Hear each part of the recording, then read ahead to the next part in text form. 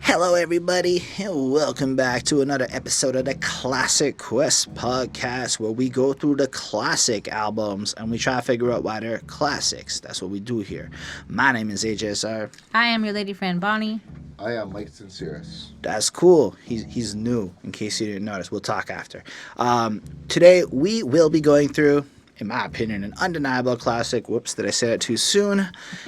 OutKast's ATLiens, and we're going to be going through the album track by track and giving our thoughts and impressions on each and every song, because that's what we do here for those of you who are new. And if any of you do want to skip the little intro bit, because I know not everybody likes it, you can check the description of the video where you will see a breakdown of when we talk about each and every song. On that note, it's always important to start this off by acknowledging to everybody on the internet that we are not experts. We are just regular folk who started doing this. We listen to the albums, we give honest impressions, and that's kind of what it is. And there's a good chance that you person watching this video, especially if you're new here, you know more than us about OutKast, and you have listened to this album probably a lot more than we have. So it's just worth noting that we value your opinion and we want to hear what you have to say, because I guarantee you that as you go through this review, you might have a I gotta correct these people moment, and I encourage that shit. I love it. Every comment that you put, we are small enough that I pinky swear promise I'll answer it, and we'll have a little conversation down there. For as long as you want to reply, I'll come back and reply again. On that note, to prove the point, we do like reading our favorite comment on last week's video. We do this on all the last week's videos. And last week, we spoke about Debra's Functified. And on that, we got a comment from Miles B. And he said the title track is smooth as hell. It was. Mm-hmm. But the rest is pretty trash. That's. I'm not going to say yes or no, but I get his point. Yep. Too many similarities to Snoop. So I do believe it was our first time with the studio rapper review that we did, and that was worth checking out if you want to see that. It's definitely not an album I would recommend personally, but you're not really here to hear about that. So before we jump into it, I want to give a quick shout out to the patrons: Linda Williams, Super Old School 1994, Chris Brado, Carl J, and Ismail Gadamsi. Fuck, I hope. Yes. Yeah. Got it. Sorry, Ismail. Anyway, so now we're going to start the show. Woo, Bonnie, who are we reviewing today? Well, like he already said, like the description of this video says... It's good for the SEO. It's good for the SEO. We are doing ATLiens by OutKast, and this came out August 27th, 1996. So, yeah, here we go. All right, so this is the part of the show where we start off contextualizing how familiar we are with both the act and the album. Because, again, like I was touching on a bit earlier, if you've been listening to this for a long time, or if you're brand new to this experience, if you're a huge OutKast fan or you're a baby OutKast fan, all of this will impact your listening experience. So I think it's cool for us to just share it all. And since Mike's new, why don't you tell us how familiar you are with OutKast, this album, and just a little introduction to everybody. All right, well, OutKast I actually got familiar with back in the late 90s because they did that song Rosa Parks, and I don't know if you remember this well, Holden, but I used to breakdance, and in my breakdance class there was one set that actually was using the song Rosa Parks by OutKast. It's a beautiful song. Cool. Yeah, ever since then I actually started listening to them more, and then Stankonia came out, and I started just listening to them all around, and I've been a fan ever since. And this album altogether, I think, as a guy who's an old school fan like myself, I feel like this is their best album ever. That's saying a lot from a band as legendary as OutKast. That's cool. I can't even wait to get into this further. But Mike, who are you? What else do you do in your life? Well, I actually just work in shares, but I also have a page on Facebook called STS where I just shoot the shit with people. And it's about different things: wrestling, music, movies, and MMA. So you can check that out. Link in description. So Bonnie, what about you? What are your feelings on OutKast in general? Well, I mean, I suppose I have limited views on OutKast. I like their hits, per se, like their, hits from like the 2000s, like Roses and Hey Ya and like, you know, those ones. You know, like the radio hits. Like that's how I'm familiar with them. But I mean, we also did Southern Playa Music Cadillac. Southern Playalistic Cadillac Music. Yeah, that one. We also did. We already reviewed that one. So I mean, Great album. Yeah, which was it was a pretty good album. And so like, I feel like I want to love Andre 3000 and I want to love OutKast. So I went into this like really being like, yeah, I'm gonna love this album. Just pay attention to that telling language. Yeah. Want to. I had a very different experience from her. I bought their Greatest Hits album where they're dressed in purple and shit, and that was my first OutKast album. And I listened the hell out of that shit because it's a really good album. It's basically a little bit OutKast from all their albums, and it's pretty cool. And then I know all the singles that just generally came out. I listened to Speaker Box, but not The Love Below, because at the time, I don't want no singing. I want all that rap shit, so give me the big boy. But on the real, like, I never really paid attention to rap properly before reviewing albums, so that was just all, like, the sound of it. But I for a while, I could do a mean Miss Jackson when I had to spit, you know. Bombs Over Baghdad is always fun. I mean, who doesn't want to bang around to that shit? So, like, considering, like, some of the more high-energy, polished shit that came, like, in the 2000s, I don't know. Hearing a Southern Playalistic Cadillac music was a fucking mind trip, right? Because it's something completely different. And we'll be doing Goody Mob Soul Food in a couple of weeks. So, like, I don't know. It's just cool to, like, when like, just... I guess what I find just exciting in general is how, like, you take a subject like OutKast and you think, all right, we're going to review an album. Turns out to be like a Rosetta Stone of like 15 other things that just are hidden away, like Everybody in Goody Mob, all the rest of the Dungeon Family, just the story, the culture, or like the, you know, just the whole Source Awards things where Andre comes out right before this album, I believe, or right around this album dropping and does the, you know, South has something to say speech. So this is like the context going around back then, and it's just so interesting to me. But again, I've never heard ATLiens, and as far as the singles go, I'd heard Elevators before this. But like, this is the album I would say I am absolutely the least familiar with. Yeah, me too. I don't know any of this. I did. But as far as like the title goes, I just like want to pivot to that. So we let, you know, like the title and the cover are an interesting part of the album, right? Because in this case, I definitely think the title's trying to communicate something. You got the capital ATL. We're proud of this. This is where we're at, you know? And then aliens. We are like this foreign force. And if you think about it from the social, political side of what's going on in hip-hop at the time, it's a really powerful, like, political message. Like, we're the strange aliens from the South here to take our fucking rightful place in hip-hop. We're the ATLiens. We are invading, you know? And then you look at that cover, and it's like this comic book superheroes from the South battling all these fucking villains and shit. And it's just, like, as far as... It's dark, but it's, like, spacey, kind of. But it's, like, cool for the time being as well, because that is also the comic book era time as well. Yeah. But, like, as far as a lot of just title album cover combinations go, this might be one of the most interesting, makes you want to listen to it once. Like, it's right up there with the DMX Blood Red fucking cover in terms of effectiveness. Like, yeah, yo, I guess so. I got to hear that album and see what the fuck it is. This might be one of my... I can't say it's my most favorite in an aesthetically pleasing kind of way, because it's not my favorite cover like that. But it is one of those covers. It's a little bit more like childish, like it's appealing to kids almost. But it really makes me want to listen to the album, and I think that's the job of a cover. It's something that's gonna grab you, like if you, because back then you were walking into a store and buying a CD, so if you're seeing that, it is something that would actually make you grab it and say, "Let me see what this album is." Yeah. Well said. What do you feel about the title, though, in general? Well, it's something that is appealing. Like I said, it's something that would actually get you interested into actually wondering, like, what is this? Like, okay, ATL standing out there is giving the Atlanta vibe, but ATLiens is actually a message as well. So it's something that would actually appeal to you just by looking at it. Like, what is this? It's actually something that would just grab your curiosity. That's cool. Do you have anything more to add on the cover and the title? No, not really. Oh, well, I just wanted to say that I just like the animation, and I find it was very nice. And for the era... Yeah, sorry to interrupt you, Bonnie. No worries. Just want to give my final thoughts on that. No, absolutely. That's the whole point of this. But on that note, Mike, you may die in an intro. Da nossa vida. Amen. You can. This is quite the introduction. I'll be polite and I'll let Mike start with his thoughts because he's the guest here now. Yeah, well, my thoughts on that was just pretty much just giving you a way into the album, just giving you a feel of this is the pace of the album right now. This is going to be something, just pay attention to it. This is what we have. This is what we're going to do.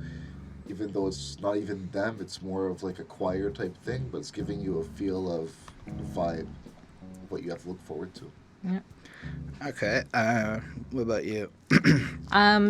So yeah, I mean, it definitely like kind of it has that vibe, and it does kind of like give you that introduction like feeling to what the whole album's going to feel like, and I think it does kind of it gives you like that fact that he's, you know, you may die, like it's a real thing, it's a real reality for them, I think, as well. So it starts with like this like Catholic Portuguese prayer, which although it definitely sounds very lovely, it just seems really like out of place a little bit, like especially like, you know, if you're basing it off of the cover and you're just putting this on to start with and you didn't really know anything about it. It definitely, and like, you know, it's supposed to be aliens and you're like, well, what is this then? So it definitely felt a little bit weird. And like there's definitely like the somberness like in this song, again, is not what I would expect from like going into it necessarily, and then it ends with like this, like the summer in the city, and like this does not make me think of the summer or the city. So it definitely, it wasn't my favorite intro, but it was well done, and I liked the girls who I liked the girl who sang on it. It was very like you have to be in like a blue mood to kind of like listen to this, and I personally would probably skip over it every time, so I gave this a 3.5 on 5. So yeah, not my favorite. So I held my tongue, internet, and I hope you held your fingers too. I'm gonna have a really like, you're not gonna like my opinion on this album. I'm That's just why letting you know I'm now. here. Please don't I'm hate me holding too you down, much. comments people. First of all, let's discuss my new favorite part on the intro. What's the point of an album intro? If you're going to put an intro, why are we doing it? Mike actually touched on this. Sets up the album, right? Mm-hmm. And that's really cool. And in my opinion, to elaborate on that, it's you're doing your life, you hit play, and it's supposed to, in that minute or two, suck you into the universe of this album. On that note, it's this hauntingly beautiful shit.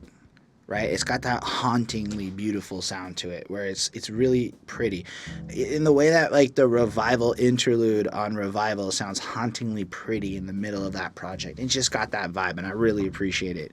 But I think when you look at the translation of the Portuguese, it goes, "Nothing new comes from the sun. All that is new comes from our Lord. Life is a continuation. It is our Lord who gives life. Amen."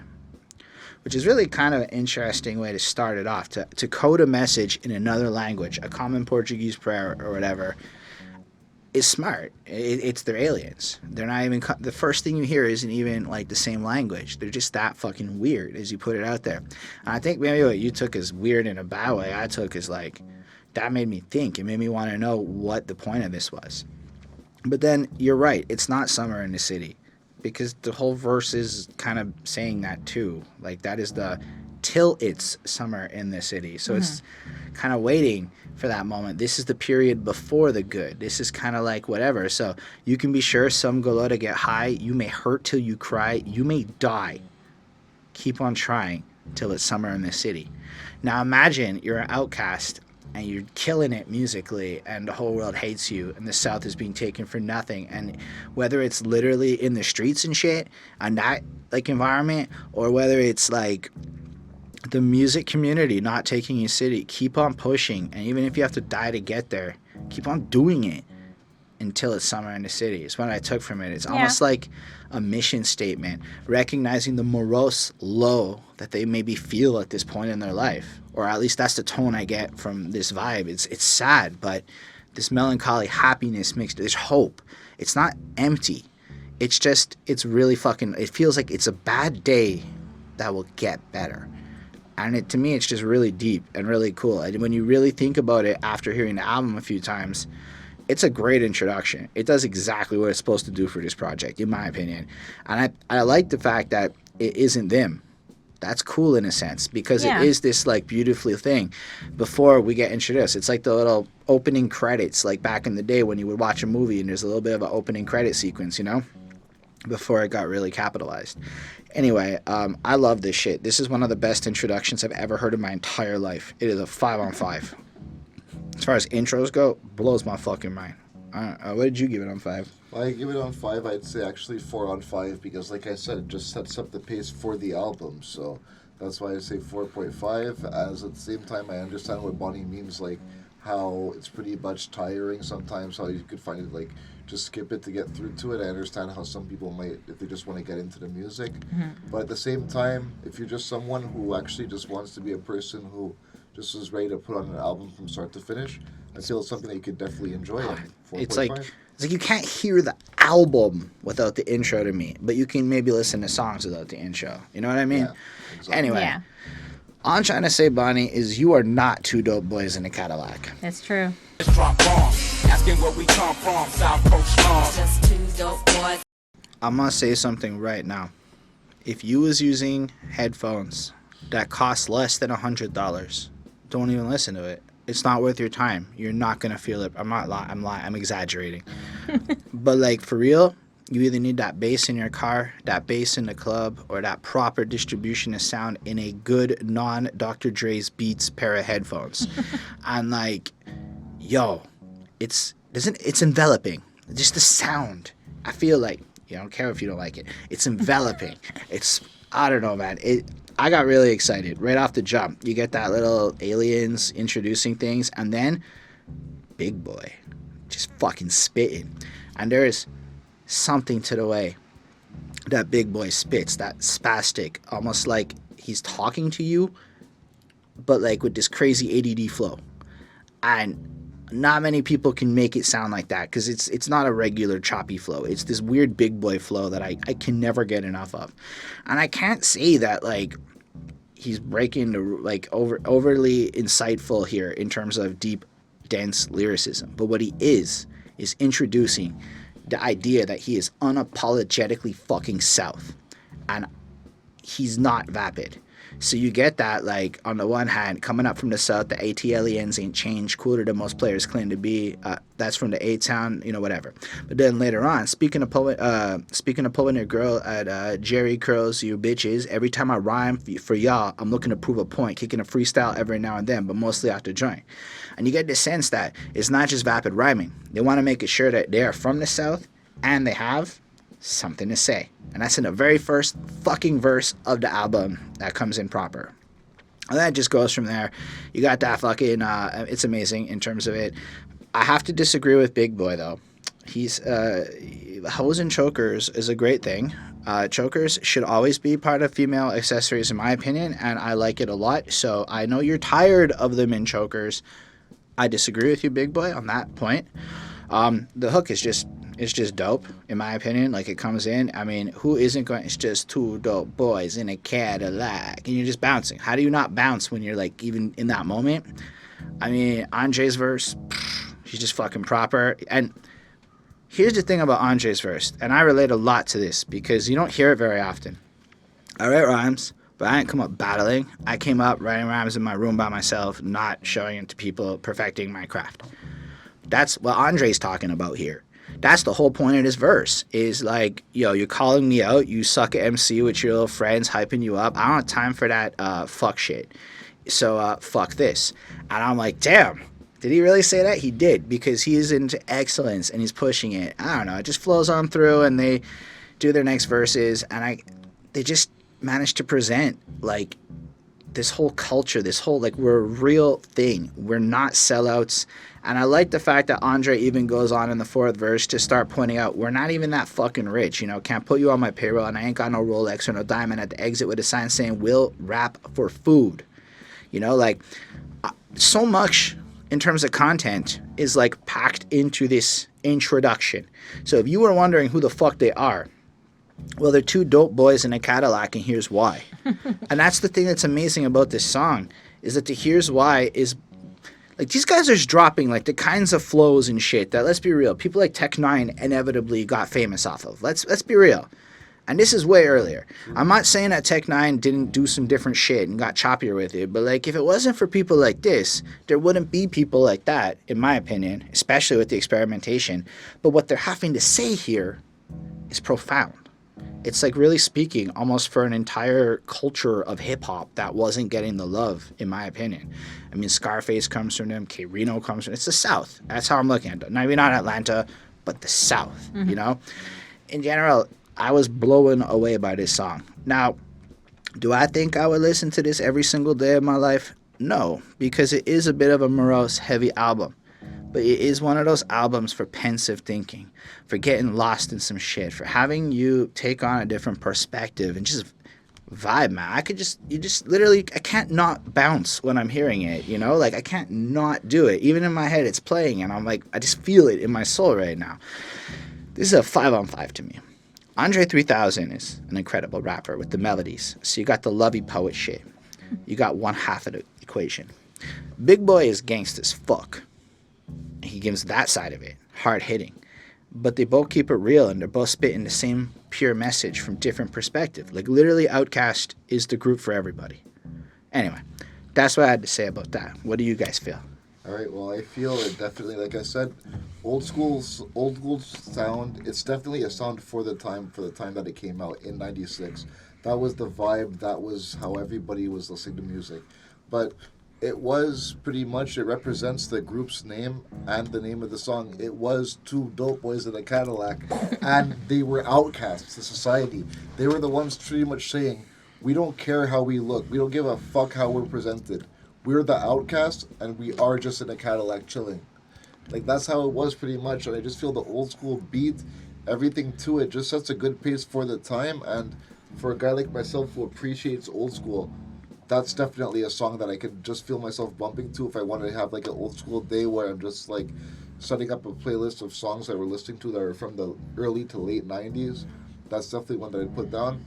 Overall, I have to give the song a 4.5, actually 4 on 5 overall. That's because, fair. like I said, like it's a song I can listen to a lot, not every day. But if I'm listening to this album, it's definitely one that I would not want to skip over because it sets the pace. It reminds you that this is still old school no matter what you might have the impression of. And I actually want to touch on the intro to it.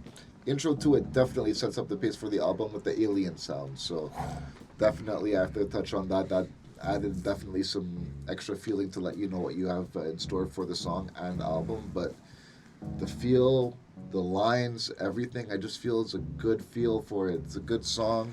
It's a good song to bump into, and the only thing I feel that's missing to it is if you need to see two guys literally bumping in a Cadillac in the words of hydraulics. That's the only thing that's missing.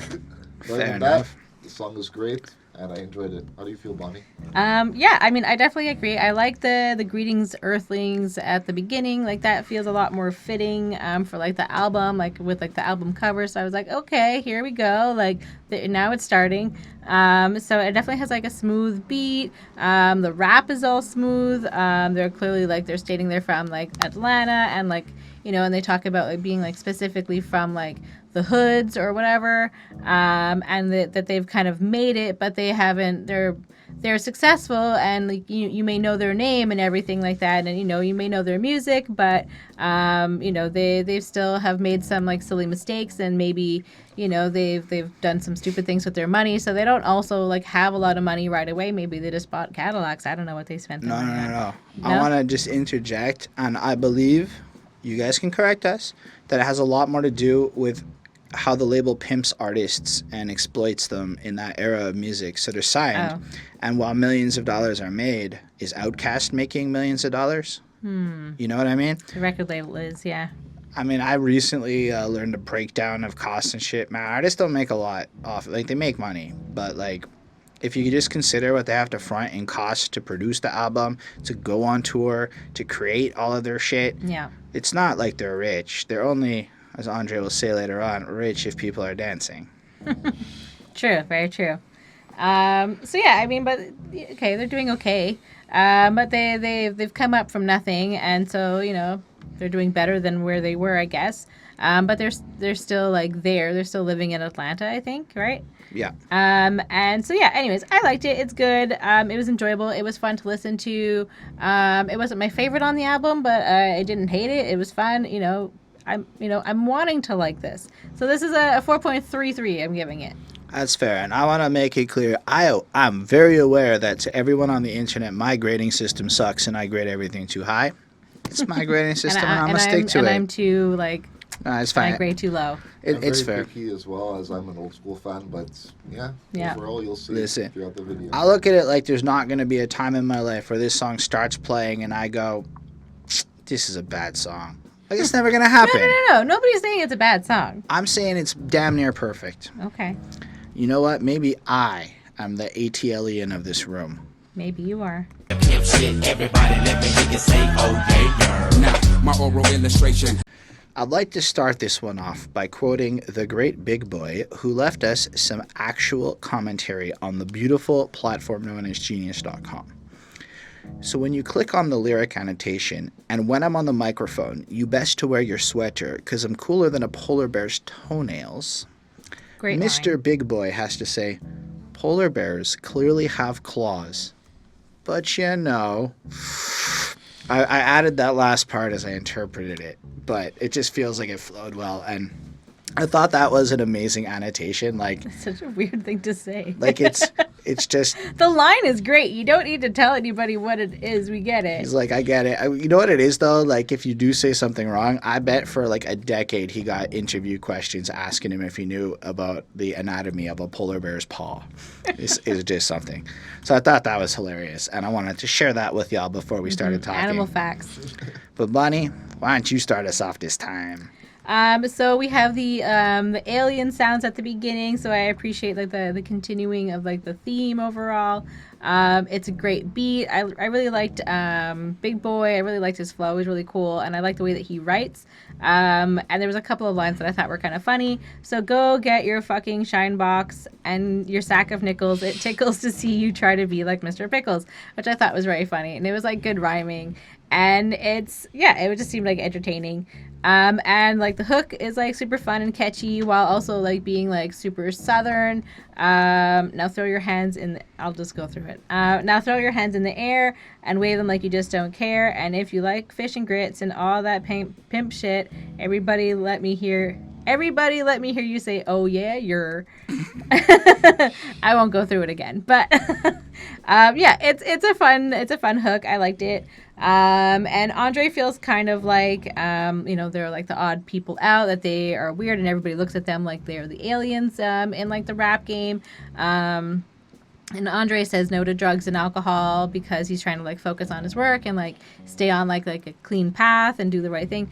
Big Boy, on the other hand, talks a lot about weed, so I don't really think he's on the same. Just a fun anecdote. It was I read up on that. Mm-hmm. So between Southern Playalistic Cadillac music and ATLiens, Andre had this moment where he looked at himself in the mirror and saw himself deteriorating and some crap like that. I don't say crap; it's disrespectful. Some stuff like that, and proceeded to give it all up and go cleaner. And maybe he has gone back to it since. I'm not certain, but at this point, I think that's good. I mean, if it's not working for you and it's not like you're seeing it like it doing like a bad thing for you, so I guess it's that was a good moment for him. Yeah. Anyway, just that little anecdote. Cool. So Big Boy obviously smokes a lot. I think that this is probably like the biggest hit on the album. The music video was not so good. I feel like it could have been good, but it didn't work. And when I watched it, I just was like, no, this is terrible. It's a fun song, although I can probably only just like sing along to the chorus. I can't really sing along with like all of the verses, but I would give this a 4.6. It's pretty good. How do you feel, Mike? I feel the song's definitely a headbanger. I feel like naming it after the album is definitely perfect, since I feel this is the best song on the album. I feel it's just like a good song that I could jam to all the time. It's definitely one I would make sure is on the playlist if I'm listening to this album. Something I want to hear to get into it. Something definitely I want to listen to feel good. Everything I liked about it, the lyrics, the tone, the feel, everything about it I enjoyed. I mean, just a track to bump to, and the alien intro as well just reminds you what we're doing. But I just like, pretty much I feel naming it the song after the album in regards to the name of it is showing you, yeah, we are the OutKast, we are the aliens, but we're here to stay, and we have something to prove, and you're going to listen to it right now.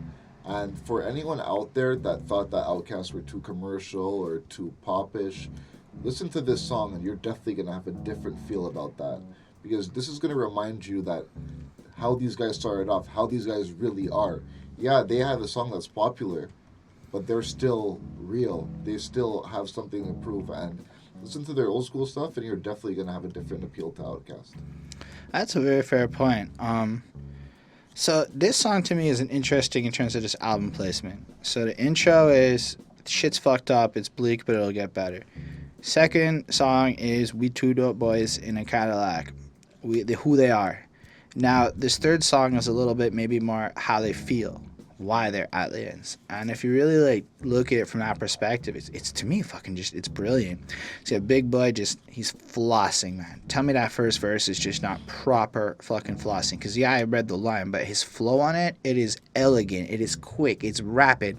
Like I said, his flow is one of the coolest in hip hop in my opinions in terms of what he can do, which is rhythm.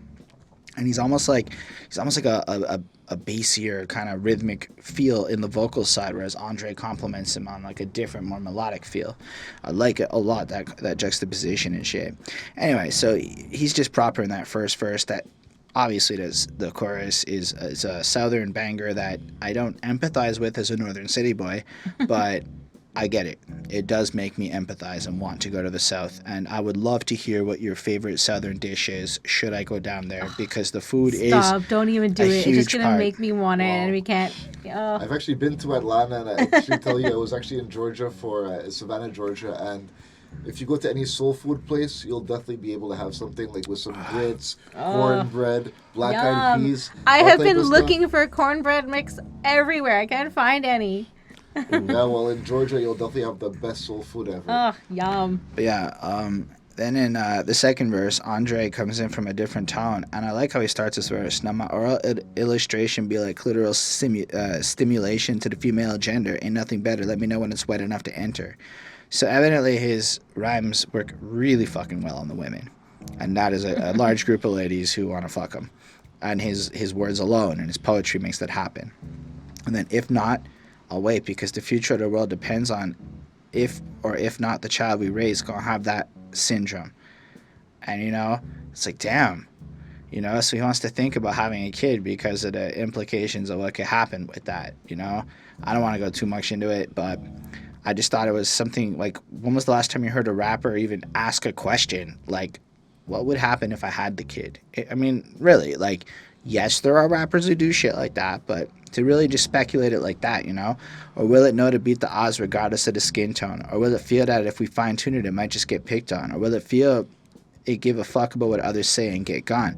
And then you realize it's almost like he's questioning what life with millennials is going to be like. And I'm like, damn, Andre, that's some prophetic motherfucking shit right there. Futuristic before its time. Yep. They alienate us because we different. Keep your hands up to the sky. And that's amazing to me, and it goes on from there, and it's dope.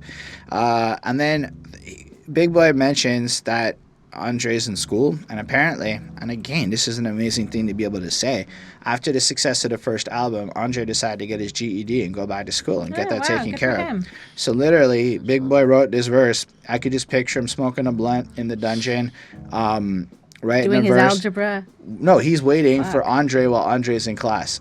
So he's just sitting there going, damn, Andre, come on home, buddy. Every day while I sit, I might be in the school thinking about the second album, the dungeon shooting pool. Anyway, I thought it was really cool. And the Andre comes back he just does this, like the emotional depth Andre brings on this project is, like, I feel like I'm right there with him. Like, put my Glock away, I got a stronger weapon that never runs out of ammunition, so I'm ready for the war, okay? And you realize that, like, he's on the spiritual journey where these guys recognize the power of the message in their music, and they're making sure you know it too. Mm-hmm. And if you consider the social politics of the time, I just think it's incredible what they're doing with it. I do like this one sonically less than the last one, so I gave it a 4.5 on 5. But, like, we're talking about, like, excellent to just a little bit below excellent in my subjective opinion. I don't know if you gave it a grade. No, I'm about to. I give it 4.5 on 5. I just feel it was the best song on the album. That's why I feel it was perfect that they named it after the album, because I just feel it nailed everything it had to. from my point of view. That's fair. Good. On that note, we'll be skirt skirt on the Wheelz of Steels.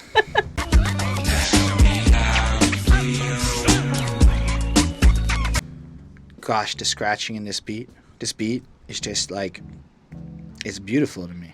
It is like one of the nicest beats on the entire album. And that chorus is just powerful. Touched by the wheels of steel. Scratchy, scratchy, scratchy stuff. Now show me how you feel. And just leaves it hanging there. And you just get the sense of like that hook is well done. It's very sparse, but it's open and it makes you think, right? Because a lot of the times people don't, like from a songwriting perspective, while on the one hand a hook's job is in one category to get you to be all like catchy and singing along and shit, the real point of a hook is to break up the verses, because the verses is supposed to be super dense, packing in a bunch of knowledge, and then your hook is supposed to be a simplified glue that puts it together. So having an open hook is completely acceptable like that, and I don't think a lot of people appreciate the value of it as much as it can be. I thought that was just stupidly fucking cool. Overall, what did you think of this song, Bonnie? Well, I definitely liked the intro. I liked the beat. I thought it was very cool, the whole thing.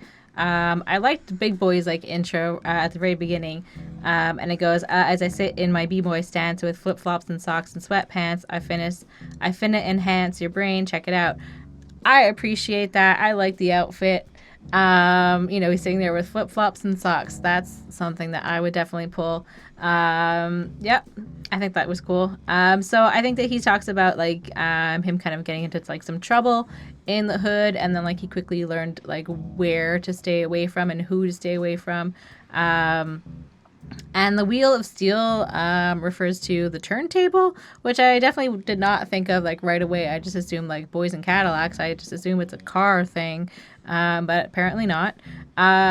So yeah, it's and I like them. It gets like their feelings across kind of like in the music. It's really interesting, kind of how that kind of like how it feels, I guess is how it's. I think that's kind of what they're trying to do here. And yeah, it's a cool song. It's fun. It's still like a little bit somber to listen to. And then there was like a lot of squeaking at the end, which wasn't necessarily super fun to listen to, like when you have like the volume up on your headphones. But it was interesting mixing on the like the whole song. I really liked it. So, I gave it a 4.4. I thought it was really good. Yeah, well, I actually feel the song is more like a stoner type song, where pretty much a lot of people could just be like pretty much probably how Big Boy was when he was writing this track, probably just smoking a blunt and being like, I just want to vibe to something right now. And I just feel that's how the song was to him probably. And that's why I feel a lot of people probably listened to it, probably just smoking a blunt in the car at the time. I feel this was a perfect song to do that to. But I feel all around it's just a good song, but I don't feel like it's something you want to listen to if you're trying to like, I don't know, if you're working out or something like that. Or it's like, it's not Yeah, it's definitely not a working yeah. out song. It's a song you just want to just vibe to and sit back to and listen to if you're pretty much like chilling out, but also it's kind of like that popular thing for the time as well. If you release this song at that point at a club or something like that, people would be jamming to it. I don't think they would have been jamming to it all over. I think like at this point in New York, when the West Coast was in charge and stuff like I might be wrong, but I really don't think stuff like this was popping everywhere, and that's kind of almost to the point of why they made it. In Atlanta, I'm saying the people in Atlanta would be pumping Okay. this at night. That's what I mean. Like if you'd be at like one of those roller skating places like at night, the song would definitely be like that type of song. Okay. Or bowling alley. Yeah. Exactly, like that type of feel, like Friday night, just out there doing something to do, something like recreational for a kid, Yeah. someone in the late teens type thing. This is a perfect song for that type of atmosphere. Yeah, true. I mean, I don't agree lyrically. Like 4.5. I have to give it 4 on 5. Okay, 4 is fine. I don't know how we all got to such different places on this. That beat is excellent. We got to the same place. It is a vibe beat, but it's also a vibe album. Like, not every album's high energy. Not every album's happy. Not every album's meant to make you dance. This is a sad album, in my opinion. Yes. Look at that first verse. They both kind of get fucked over, right? And they're not happy. The situation, the people they're trusting, whether it's Big Boy learning his lesson, never talk to strangers in a trap and answer questions. That's fair, but that's a harsh thing. He's telling you, like, people stole my shit. It was bad. I like that Pope line because it kind of sounds like Popo. It almost sounds like the police is being brought up there. Pope and his folks got us under the scope, but for unknown reasons, we don't sell dope that you distribute. We don't contribute to your clandestine activity. So, I mean, just because they're successful in a sense, they have some money, they got a Cadillac, they hang out in a basement, the natural Cops are assumption suspicious. is, oh, they must sell drugs. I mean, no, they're making albums, which they call drugs, because it has the same effect. And that's interesting to me. Or that second verse, big boy, you got to put on the rubber, bro. I know it's not the same, but you got to put on the rubber, bro. I mean, it's a little cautionary, he doesn't want AIDS, but I like the way he puts that first verse, though. It took your mama 9 months to make it, as in this lady that he's about to fuck. It took 9 months to put that person into life. And it only took him 30 minutes a game to get up in that and take that virginity. That's what Big Boy's about. I don't know if he's about that, but that's what it kind of is. And if you really look at it from that perspective, that is an interesting thing. Something so precious, let's say, as a virginity, it took so long to cultivate it, and Big Boy's in and out in 30 minutes kind of thing. That's bold. I guess, eh? But at the same time, if we on other songs, I believe they expand on that topic to let you know what their real feelings are. So it is an interesting line. And then let's talk about how Andre goes drop like tears, like for fears, like, you know, shout, let it all out. You know, it's just the fact that he really just drops a Tears for Fears line in the middle of it. Who the fuck does that? Who the fuck likes Tears for... I mean, you guys might like Tears for Fears. Who the fuck still likes Tears for Fears? Were they relevant at that point? What, 95? Were they still relevant at that point? I mean, Everybody Wants to Rule the World and shit's an 80s jam. yeah. Anyway, and then you get that little B-boy break shit in the end. Now, if we think about this from a hip-hop point of view, it's incorporating that element of the culture into their music in a very obvious and cool way. I thought that was super cool. It's like Andre's bridge is like, all right, B-boys, hit the stage and go, is what I really feel when I hear that, you know? And I really appreciated that overall. I think this song was morose and dark, but still like a really cool song. Like it's really intelligent, it's really well done, and it's really almost vague in the way it's put out. Like it's just like thoughts that are inspired by this particular Wheel of Steel. I like this a lot. I give it a 4.75 on 5. Like this is a really cool song. And again, I hope Big Boy uses rubbers with his promiscuity. Especially with all the Jazzy Belles out there. True. But now it's real Jazzy Belle. I have a question. You ever heard a song about fucking hoes that you just maybe don't respect, but at the end of the day you're kind of going, OutKast has a point, as opposed to the normal where it feels kind of weird? Like normally when guys talk about fucking hoes and disrespecting them and shit, it's from like this flossy, I'm trying to be cooler than you point of view. This sounds like these are guys who actually want to find a valuable woman and cannot, but since the hoe is there, I may as well stick my dick in it because it's better than loneliness. Yeah. And the whole song is like a cautionary, what's going to happen if women are growing up like this today and now for the family units and just different things like that. How are people going to find love? How are there going to be relationships? 20 years later, I'm not saying we're terrible at this as a generation, but we're pretty fucking god-awful at it. So, just at a premise, at a superficial level, it can come off kind of a certain way if you're ignorant about it. But, like, Jezebel is the temptress of the fucking Revelations and shit, if I'm not mistaken. It's obviously a biblical reference with the Jazzy Belle, Jezebel, you know, like, it's a really cool thing.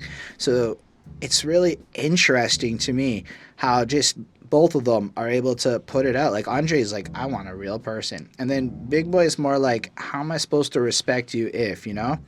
And I just thought it was really, really cool. I mean, obviously the rhyming is absolutely ridiculous on this. I mean, I like how Big Boy's like, see, What if he was a player, real player but no flaw, having the best life, lobster steak and Perignon, smoking an ounce of weed, and every single day was like a personal freak, tricking these hoes in polo clothes, like life as you conceived it, but your conception, deception, looking into the eyes. I see your weapon and it's depressing.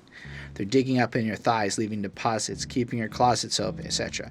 So it's like, yeah, he's got this dope-ass life, but people see that life and it almost kind of turns into a certain dynamic with the relationship, and anyway, it just kind of flows in, and he's like, well, if that's how it's gonna be.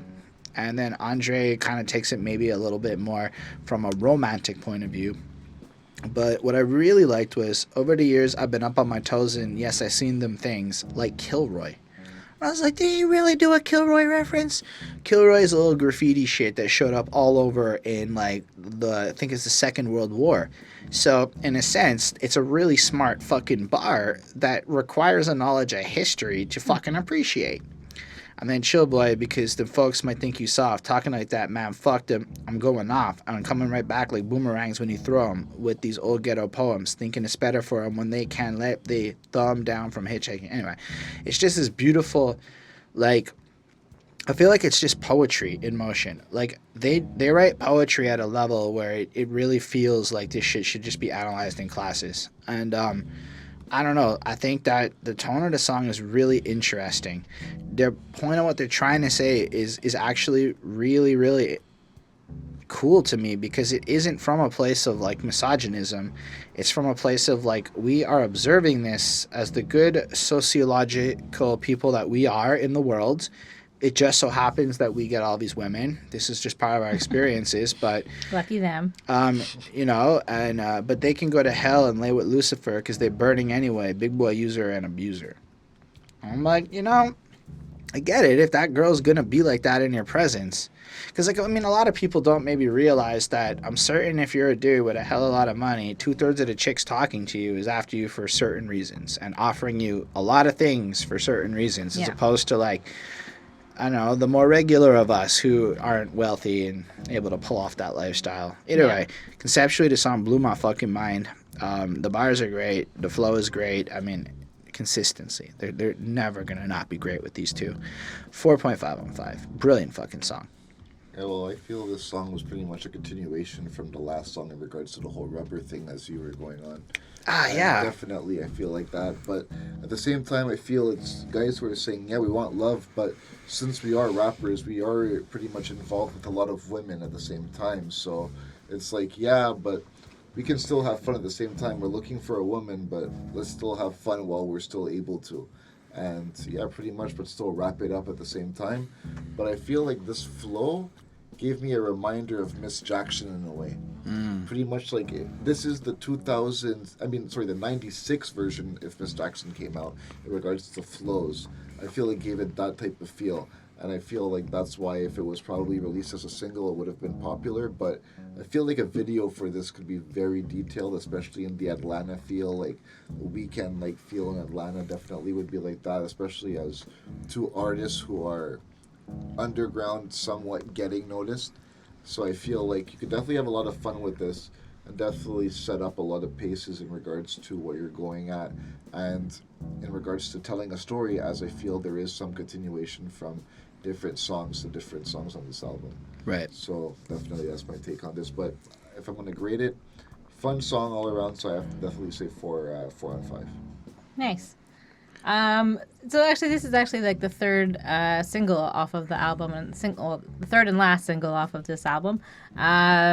So like, as you mentioned, like Jazzy Belle, it is like Jazzy Belle from like the Bible, who's I think she was also like a whore in the Bible or something. Yeah. And then it also is kind of like a play on like a Southern belle, and like a Southern belle to me, like however like I imagine it based off of like books and movies and that kind of thing. It's like a proper polite lady, like the kind of lady that you would probably want to make your wife. So I think that like these kind of ladies are probably not the ladies that he's wanting to like take home to mom. And that's the woman you want to take home. Yeah. And like I think that he's also saying that like these women are trying to trick us and trying to trick like other people in like the game and like who are successful like them, or who they think they are successful at the very least. And Big Boy, he talks about having all these expensive things and like living large a little bit, and then kind of like these girls who are like on him because of that, and he's kind of saying like they just want to get pregnant by like a rich guy because then they're set for life. They don't have to worry about anything for 18 years, and that's kind of, I think, what they're talking about, at least part of it, and it kind of reminds me of like Kanye's Gold Digger, and so it just made me think of that. So I give this a 4 on 5. I thought it was an interesting topic. It's good. Hope these kind of hoes are no good. So yeah, don't mess around. Well, me and you Oh, gosh. are in an elevator. Ooh.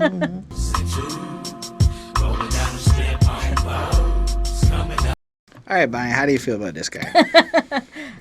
So it kind of starts off, and they started off with nothing, and then they've kind of made it at this point, and they're talking about that they've made, sold over like 1 million albums, and they still have all these haters, and like more haters are showing up just because of who they are and what they're doing. Personally, I'm not necessarily like a big fan of this one. I find like the beat like puts me to sleep. Like it's just not like, it's just like too slow, too somber. Like it just makes me feel like hypnotic, like I'm falling asleep listening to it or something.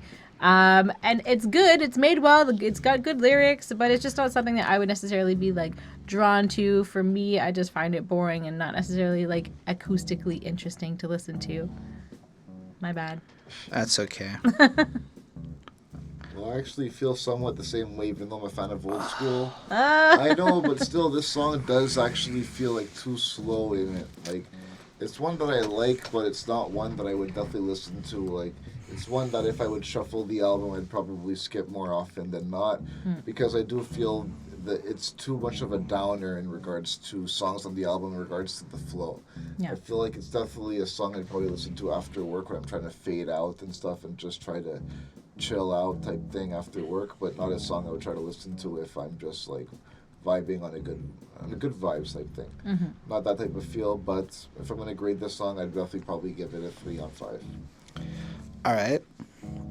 So the beat comes in, and you get that bass line that is basically the melody of the chorus. And I don't know if the first time I liked it, I enjoyed it. I don't know if the second time I liked it, I enjoyed it. But I do know that the more I listened to it, the more I got it, and the more I enjoyed it. I don't think it's like I don't think this is an intro rap song. This is like an advanced class rap song because it's fucking weird and out there. But like Andre seems to already again be going in a little bit into the feeling of being a rapper who's getting exploited by the industry. Just from the beginning, 1 for the money, yes sir, 2 for the show a couple of years ago, and was the start of something good where they're like they started making their music and they're now rising up this elevator and shit, right? But the way he like ends the verse with doing the hole in wall clubs, this shit here must stop, like freeze, we making that crowd move, but we not making no G's, and that's a no-no. So you almost get the sense that as they are rising on their ascent, they have to change shit because they can't be performing all these free shows. They can't be doing the same things that they were previously doing since they're not making money this way, and it's kind of fucked up that in light of their success, in light of how they are bumping people, there's no money being like headed to them, Big Boy, I feel like he's kind of coming in, he's a little bit flyer, as he does, and he's also kind of addressing it. So we went from the Players Ball to Ballers, because Players Ball was a big singer, and now they're Ballers. Putting the South on the map was like Little Rock to Bangin'. Say motherfuck that playing, they playing, we staying, laying vocals. Local done it, but them big boys up in the industry. OutKast, yeah, they're making big noise. Over 1 million sold to this, they take it lightly. 96 gonna be the year that y'all player haters can bite me. I'm out this bitch. And that's interesting because it seems like people didn't think they were gonna make it. People didn't think OutKast, Grammy Award winning OutKast, wasn't gonna make it because of how weird and different they are. That's why the name was OutKast, because they want to show that. Absolutely. They set the bar out for a bunch of people, like, be different, be yourself. And if you look at that chorus, it's inclusive, right? Because it's not like it's where Me and you. your mama and your cousin too, rolling down the strip on Vogues, coming up slamming Cadillac doors, unapologetically. That's how we are. I love it, and then Big Boy is another kind of a verse where he just sets up a little bit how he looks at shit. But I really like where he's like, where I live at, them rats know, mama, I want to sing, but mama, I want to trick, but mama, I'm sucking dick now. We moving on up in the world like elevators. Me and the crew, we pimps like 82. Me and you like Tone. I don't know who that is. Like this No, East that's Point. actually a group. Do you remember Lucy Pearl? No. Oh, well, they actually, one of the singers, it was actually a mix, a super group of rap and of hip-hop, and one of the members was from Tony. Fair. So it feels like they're really just rising up, you know, and that's really cool. And whereas everyone else has pipe dreams, oh, I want to sing, but really 10 years later she's just sucking dick because that's the real opportunities, unlike them who somehow made it happen. But then Andre's last verse is one of the most interesting verses. Like, I bet people really highlight and praise this one. Got stopped at the mall the other day. Heard a call from the other way that I was coming from. Some was saying something, talking about smoke something. Hey, man, you remember me from school? No, not really. So look at that. All of a sudden, some no-name guy wants to come over and get some kind of free, go, let me smoke something, let me have a little thing. We're homies from school from back in the day. But he's smiling like an idiot because he's fucking starstruck. And he's asking him, like, what kind of car you drive? I know you paid. I know y'all got beaucoup of hoes from all the songs y'all done made. And I replied, I don't know, dog. I'm kind of like you, going through the same things. True, I've got more fans than the average man, but not enough loot to last me to the end of the week. I live by the beat, and you live check to check. If I don't move your feet, then I don't eat. So like we neck to neck. You're like, damn. Like, it's kind of a depressing thing. Yeah. The guys creating this level of amazingness are stuck being on it. Like, they're being honest. How many rappers just lie about wealth? Not OutKast. Anyway, I thought this was a very powerful song. It is definitely not one of my favorites on the album. Yeah. Yeah, definitely. But that is a preference thing, just in terms of the sound. On the other hand, I do think it grew on me the more I listened to it, and I bet that it could become. It does get stuck. Like, the chorus gets stuck in your head for sure. I'm going to say that about it. Like that it does that. Yeah. This is the kind of song where I'll give it a grade and then I'll listen to it a year later, because I've been doing this long enough, where I'll feel very much like I was wrong. But I give it a 4.35 for now. But I do feel like that's going to grow over me over time. Like, even now, I almost feel like it's better than that. But I don't know. I'm torn. I just feel it's a song where if you blink, you might fall asleep. Yeah. I don't have that. I feel like the more I listen to it, the more I just feel for them. And that's really cool to me. Okay. Well, maybe I haven't heard it as much as you. Maybe that's why. As you said, you didn't feel it the first couple of times. No, I did not. It took some real, like, thinking about this song to really get into it. Anyway... Next one is Ova Da. What is it? What is that? Oh, Wudz, right. Boys over drums, we from ATL, but the swatch on your car. I think this song, I had an epiphany. Big Boy on the gangster side proves something. They know about pimping and hoes, because that's who they are. That's his side of it. But like, I think what he's trying to validate is, I know all about the pimping situation in Big Boy's verses. And that's important because look at Andre's verse. Everybody want to get signed. Record companies act like pimps, getting paid off what we made when we the ones that fly like blimps. Shit, eh? That's pretty strong. And then it kind of goes on through and etc. But really, the whole verse to me is looking at it from like a lens of, if you look at what's actually happening, we're the ones who put in all the work, and we're just kind of fucked, you know, in a sense. We are not getting what's fair. And you know how I know pimping? Big Boy on either side of him. And I was like, that is how you fucking make a point. First you prove that y'all know about pimping, and then you empirically show how the record company is using the same tactics, and fundamentally they are not a fan of being pimped. And they got Witchdoctor on the chorus, and it's a bit of like a interesting sound because they don't credit any of the people that they featured on this album. Mm-hmm. I still haven't figured out the rules on credits. Why do some people get credited? Why do some artists not put all the credits? Different times. Yeah. No, but even in, not even, because like we review, it's just random. Even like modern day albums, it's just random. It's like if you're super famous, you don't have to actually put fucking features and shit. So, conceptually, I really, really like this song because it's really cool. Sonically, okay, this one is the first one where I'm like, I don't know if I really love it. It's okay. I enjoyed listening to it. I think all the rhyming is proper. We don't even need to establish Big Boy is magnificent with his enunciation. He's very clear. For the speed he goes at, you can understand every fucking word. And then, like, he goes on through, but I don't know. I just feel like considering how dope the other vibes were, it was pretty cool.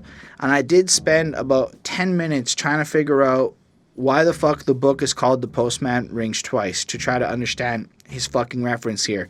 And I still don't know why that book There's a movie. I think it was an Alfred Hitchcock. It's based film. on a book. So I really looked into this. Okay. So there's multiple movies, but there was a big movie, yes. Mm-hmm. And again, it has nothing to do with the plot. And then I don't understand it, but I mean, in the context of the verse, it sounds like maybe someone was like framed or like set up or something, and they thought it was the postman, and then it wasn't, and then somebody got killed. So I don't know. I mean, Big Boy fucks the girl and then passes around to the friends, and then when they're all done, he's ready for another round because the postman always rings twice. It's the verse context of it. So I was trying to find that context in the title of the movie, and I just couldn't figure it out. I got a 4.25. I think it's, compared to regular songs, exceptional. I think the quality of rhyming is next level. I think the production is excellent. I think anything I don't like about it is preference-based and not actually skill or talent or production-based. It's really just, I don't know if I feel it. You know what? That's where I'm left with it. It's a cool song. Yep. So like they're kind of like naming off like some of like the poorer areas like in Atlanta, and kind of like mentioning like specific like housing, like public housing that was built, and obviously like these are kind of like the hoods or the slums or whatever, and Big Boy smokes a lot, and like he's not scared of like, you know, hurting you or beating you up if like you try to like fuck with him or anything. So it's definitely like a harder sounding song that we've heard. And like whoever Witchdoctor is, he sounds like pretty interesting. I liked his like flow. I couldn't tell if it was like reggae-esque or if it was like Africana-esque. Like it sounded kind of like mixed together. And I thought the beat was really good, but there was definitely some weird features kind of like that were like there throughout the song, which I kind of found weird. Definitely like Atlanta is totally repped on this song, as they do. That's what the SWATs is. Yeah. Just the name, Over the Woods. Yeah, exactly. Is that what that is? Well, Atlanta is like known as the Woods because it is pretty much the beginning of the South. There we go. It's good that you're here. Thank you, Mike. And I think that Andrea also used to be involved in, and I think also Big Boy as well, that they were maybe involved in like some criminal activities, and you know they had to do what they had to do to survive and get through and do whatever and end up where they are now. So it's sort of like their "we survived this life, but it's still home" song that we've heard on like a few like albums. So I gave it a 4 on 5. It was good. It was interesting. First thing I have to say, I've given it the same grade as Bonnie, because 4 on 5, because I just feel the song is really good. I feel just the flow, the beats, everything about it I very, very much enjoyed. It's a very much fun song, and just a song to vibe to, and definitely to rep Atlanta. That's what I feel the song is. It's a huge representation of Atlanta. It's a fun thing, vibe to it. Atlanta views, Over the Woods. That's what I just feel about it. It's a very much fun song. I feel like it's definitely represents what the album and what they are representing. Good. But also, main thing, like you said, Big Boy definitely lets it out that don't fuck with him, or you'll get fucked up yourself. Because he knows what's up. Yep. Anyway, the next one also has a biblical reference to it, as we discussed Babylon.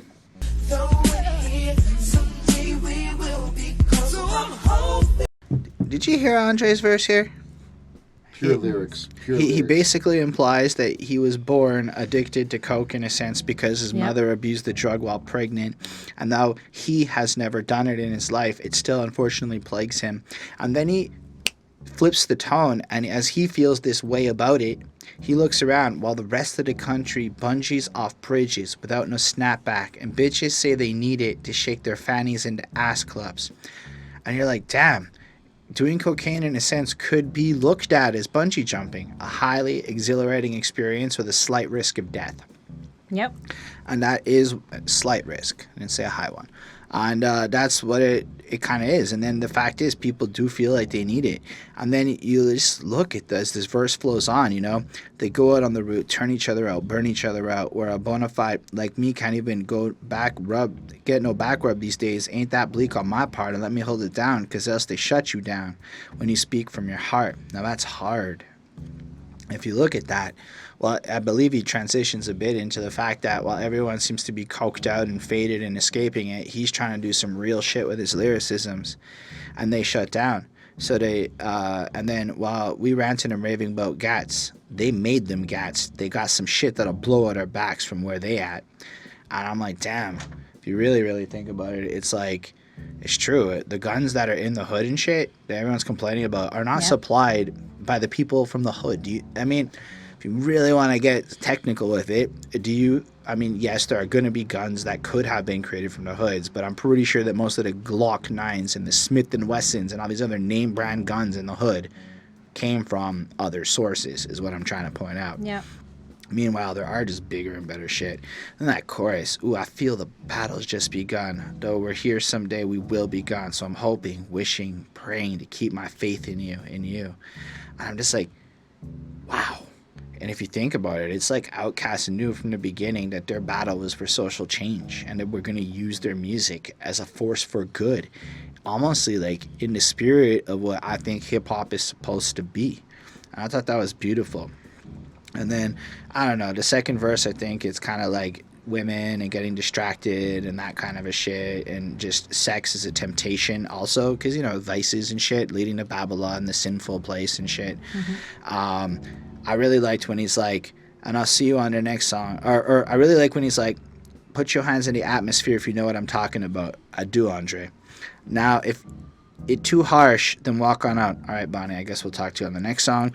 Wow. And I'll see, they call it horny because it's devilish. Now see, we dead wrong. Holy shit, eh? Have you ever thought about that? Horny, maybe because it's a devilish action. Lust is what he's attacking, not wanting to fuck your like wife and shit, but like how lust is a problem. And then Big Boy's verse is all right. He's kind of, I feel like he's just kind of looking at loss and shit, and then it's fine, but at the last verse, there's a bit of social commentary. I'm not trying to downplay it. Just people criticizing what they rap about in their dark shit, like crack cocaines, pimps, and whores living up on this earth before like a daddy was born. But they're making it seem that my music and crime are a team. They were. That is what people still do, let alone were. So I'm speaking the truth, not dreams. So what in the fuck they mean my lyrics ain't clean? Like, it's like, yeah, because life's not fucking clean. Y'all fuck shit up. And you're mad that we're talking about it. That's essentially what I see happening in hip-hop regularly. You get real people quoting on real criminal activity that happens, and then a bunch of middle-class America being like, that's not appropriate. Fuck yourselves, man. Like, that's some bullshit to me. Anyway, song was deep. Song had a powerful hook. Song was just engaging. It sucked me in. This is how you do that, like, slower-ended song, in my opinion. I give it a 4.5 on 5. Yep. Yeah, well, me too, at 4.5 on 5, because I just feel this song is Andre 3000 pure lyrically. He's just killing in regards to lyrics. He goes everywhere. He nails everything. Big Boy, like you said, Big Boy is more on the losses, but Andre is just more about spitting the truth. And for anyone who ever thought that he lacked lyrical skills, listen to this song, your opinion will be completely changed. Who thinks Andre 3000 lacks? People who only know them as pop. Even in their pop, Andre's lyrical skills is on point. No, but I'm saying I know some people, but those are some people who are a very vast, very small minority, I guess, in regards to it. I don't think I should talk to them. They wouldn't like me much. No. I don't talk to them much anyway, so that's probably why I don't talk to them much, because we have disagreements on that. But I just feel that this song is him just spitting pure lyrics that anyone who appreciates lyrics and who appreciates music for as it should be appreciated, this is the song for them. And Big Boy, like I said, he's got more in regards to losses into it, but I feel it's a good song where you can definitely enjoy. So like you, hold it 4.5 on 5. Great song. Yeah. I hated it. It's the fucking worst. I don't hate it. This one starts off like you're in like a monastery or something, like just like by like the sound of it, it's very like you're in like a pensive place kind of. And you kind of so like you mentioned, Andrea's mom did some cocaine while she was pregnant, and then he was basically born like addicted, and so he's kind of been dealing with that. And then he says that there's some women that he knows that also do some like questionable things to get what they want in life.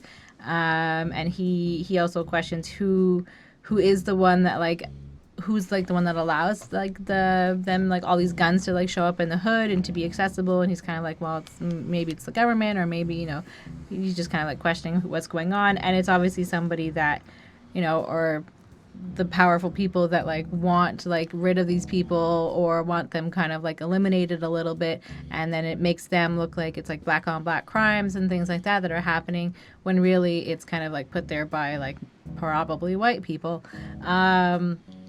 So I think that was like an interesting thing to think about for sure. I think Andre is like having like maybe some troubles like controlling his like lustful desires, and he's not really sure. Sorry, Miss Jackson. Yeah, Woo! and he tries to be a good Christian boy, and he definitely tries. And we've got Big Boy, and he talks about like his aunt that passed away, and like kind of how he's like still grieving her death, and misses her a lot and everything. And like his verse is kind of interesting because it was basically talking about like after like the stuff about his aunt, kind of talking about like the effects of like gentrification on like the like the neighborhood. Shit, eh? Yeah, I didn't even catch that. I didn't notice that either. yeah, because he talked about like the pinks moving in, and like I'm a pink, and so The song Babylon. yeah.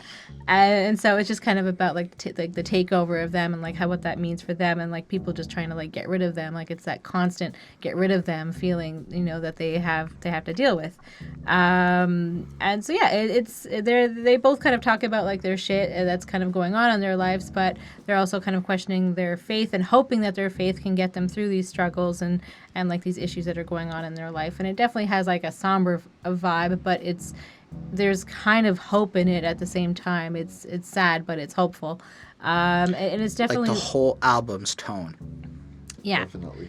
Some songs more than others, but it's very honest, and it's very like talking about like serious struggles and like their issues with God as well. And I thought it was pretty interesting. I gave this a 4.25. Yeah. All right. Well, Bonnie's just wailing on everybody here. Beat hit like Big Street, crush, groove, and breaking, never baking. Rebuke thee, Satan. We had you waiting for the. This song is so interesting to me. So Big Boy comes in and flosses in your typical flossity floss type shit, but with some cool references. Like in the zone, like Keezer, Soze, always the usual suspects. No check. All I got this game is my respect. That's a pretty cool line, because again, it's like, if you're going to do cultural references, I suppose quote shit most other people aren't going to quote. And there's not that many usual suspect bars we've come across, so it stands out in a positive way. And so that pride I be, checking my fucking head, scared, looking up at your face, boy, I see dead. That's pretty good, because if you come on Big Boy, you're going to get fucked up. Anyway, he goes on through, but let's talk about Andre, because Andre's verse is really where I think, oh shit, it's CeeLo on the hook. Anyway, Andre gets fucking cool. I felt the pressure like sun shining while raining at the same time. I kept on running, not complaining. Oof. So he feels some shit going on, but really what he's trying to do with his rhymes is to not put off that negative energy into the world. Storm braining cats and dogs. My Cadillac be the size of golf balls. Okay. I don't really 100% know if that's like, I guess because it's storming and his brainstorming is like raining cats and dogs, ideas is coming ever. I guess if the raindrop's as big as a golf ball, that's a significant thing. I got a little confused there. Throw up your Daisy Dukes and Hazardos to all you boss hogs. I like the Dukes of Hazzard line. Yeah. And Roscoe P. Call people. Who could boost my locomotive? Okay. But enough of that. Everyone can rap. But let's say gift. Suppose if I use my gifted gap to boast and brag in every rhyme I compose, once y'all get sick of that, because I know I too when I hear those. For those of y'all who know, who been here with me and see me review the Lyrical Miracle indie guys, I don't like it when rappers like Eminem just consistently rap about themselves and how good they are. As a person who's listened to hip-hop for at least 15 to 20 years, like, nah, y'all can't. There can be one best, maybe 5 on a GOAT list. Come on, y'all aren't the greatest. Now, the way Big Boy did it is fly. We're going to do it. But the way Andre said, everyone can rap, which is true. Everyone can learn to do this. It's not an impossible thing. But what he's then furthering to say is, instead of being like everyone else who's just rhyming about how great they are, come on, look at pop mainstream hip-hop, that is a lot of what it is, he's going to do something different because he knows y'all are going to get sick of it. Flows that ain't hip-hop. Now, I started reading the gospel of hip-hop, and I've been reading some shit, and that makes sense to me. Hip-hop's supposed to be almost an educational, positive flowing type thing. Yeah, you can report on some dark shit, but the origins of gangster rap wasn't to glorify, it was to educate, right? Mm-hmm. So flows that ain't hip-hop, you find that shit in a gift shop like Bad and Bougie, Coconut Double Da Uzi. I mean, let's be real, the rhymes is not really hip-hop. They're just flossing. You know, that's what it is. It's not having the same point of the spirit of what hip-hop's supposed to be, even if it is culture. Some kind of culture.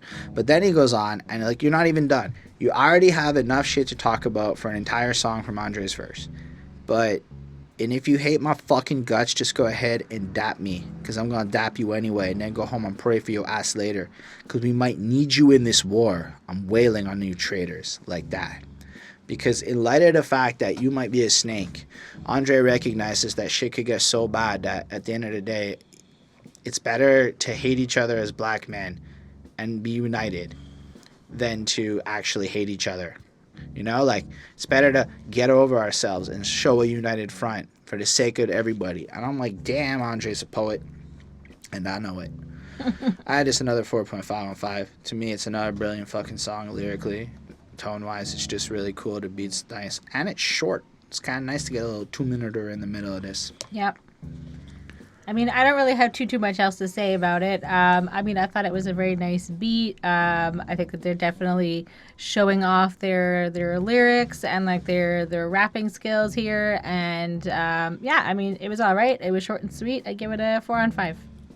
Yeah, I feel this song was pretty much just them, just pretty much before just writing down together, just saying, let's just spit some fire and let's just put it on in the booth. And let's just have fun with it. Just quick one on. That's what I just feel about it. I give it a 4 on 5. But I just say it's a quick, fun song that they just had some fun with. I just feel this was an artist pick for the song. Yeah, I think Andre can't help it. He has to be deep, and I like it. Well, let's check out Mainstream. Bonnie's Mainstream. Crooked schemes, that's the dream. Floating face down in the mainstream. All right, Mike, what do you think of this one? I feel this one was pure an old school song in regards to the feel and everything. This was just a 96 track. I feel it was a fun one. Just pretty much one you could just enjoy and just head bump to type thing. Something just to chill with type thing. Nothing too spectacular, but I actually feel it was a fun song in regards to... When I mean too spectacular, I mean lyrically.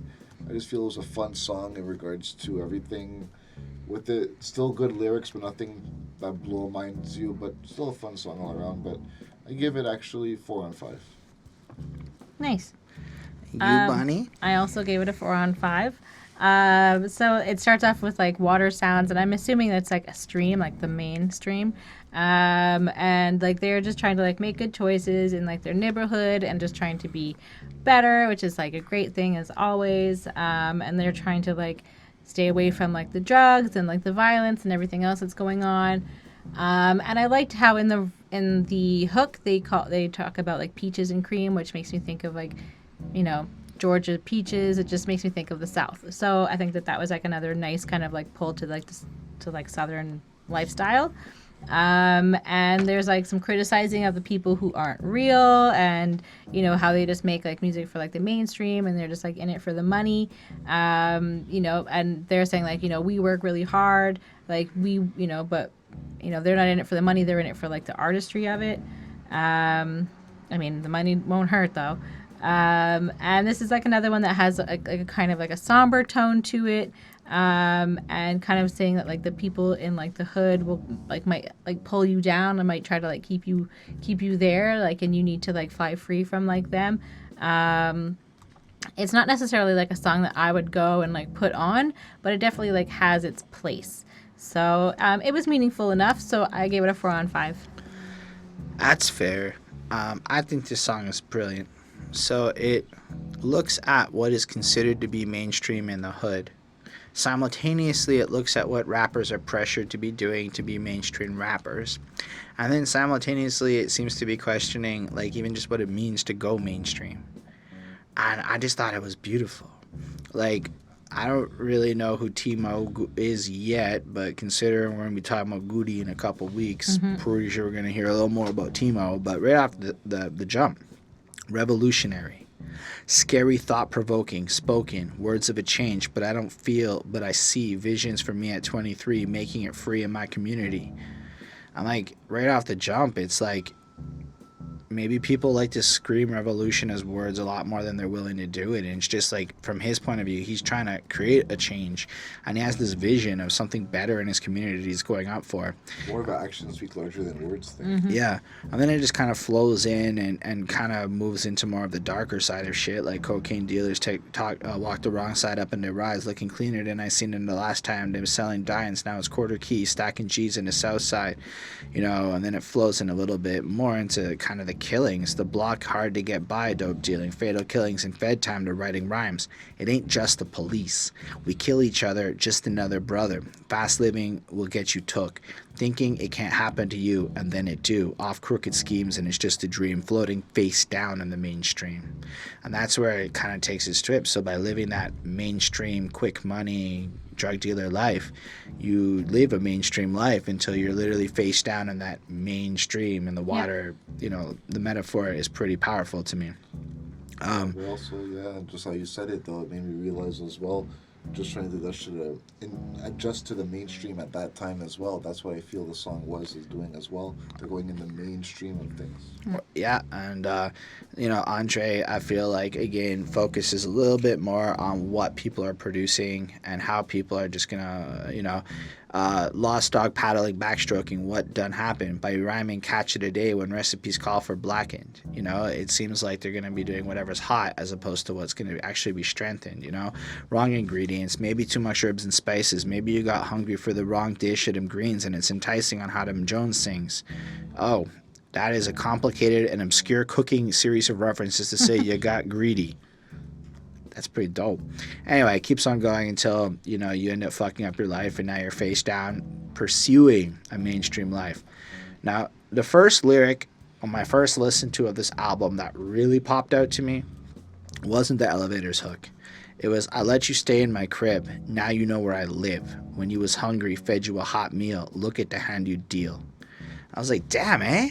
So you help somebody out, and now they know where you live. And now you have to be paranoid that this snake's going to come back and fucking jack your shit. And I'm like, damn.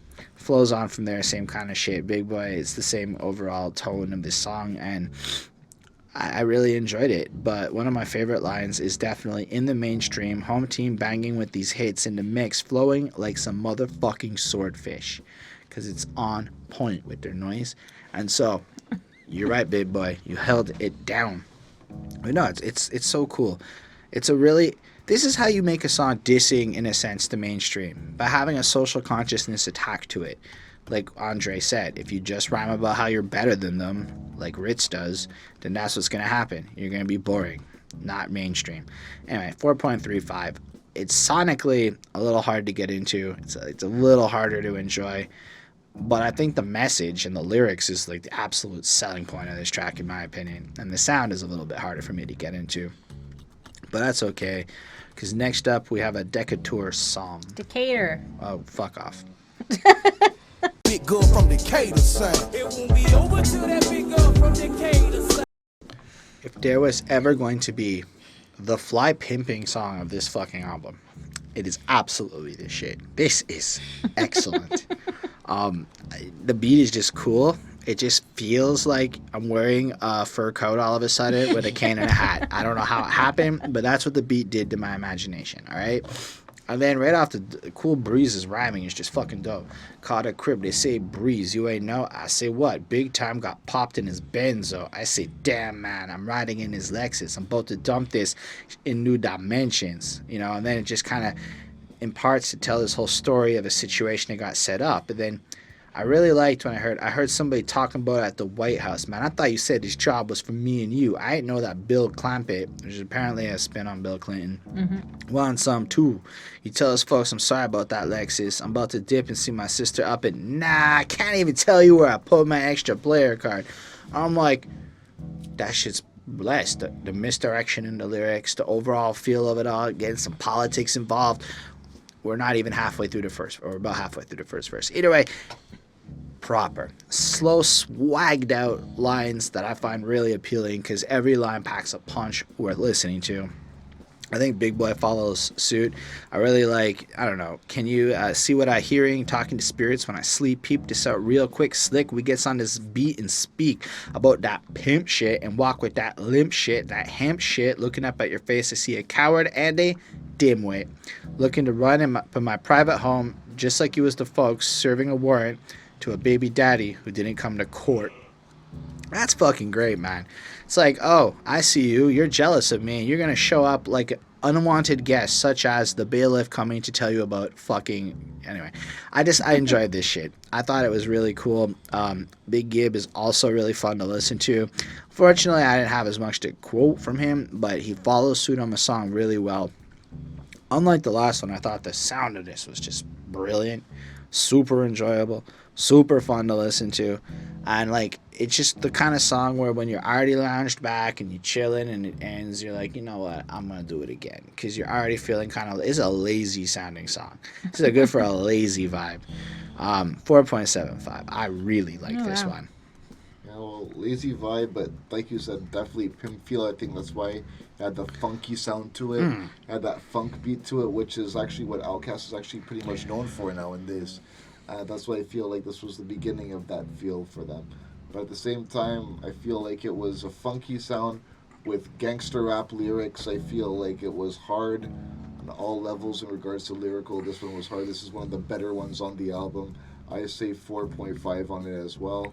Let me give this one the really top level. This one's a fun one on the album, I feel. If you appreciate all aspects of in regards to that era, the funky, the rap, the R&B, the everything, this song is definitely going to hit you with every level of that. Yeah. All right. I don't know. So I mean, it starts off with like helicopters, like there's like something like they're searching for someone or whatever is going on. And Breeze, we've got Cool Breeze on here, and he's like the wanted man, it seems, and he's trying to like lay low. And it seems like they're all just kind of talking about like the shady business that they've been involved with.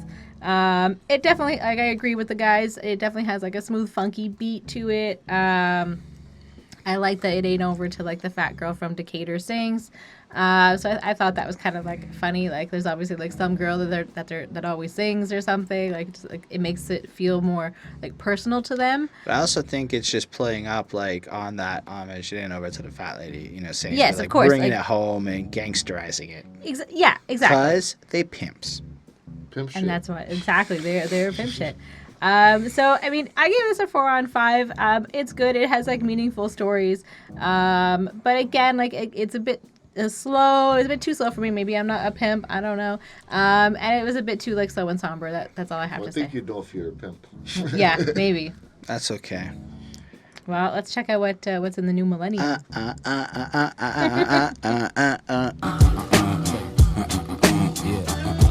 See from bed knobs to broomsticks. How do you do it?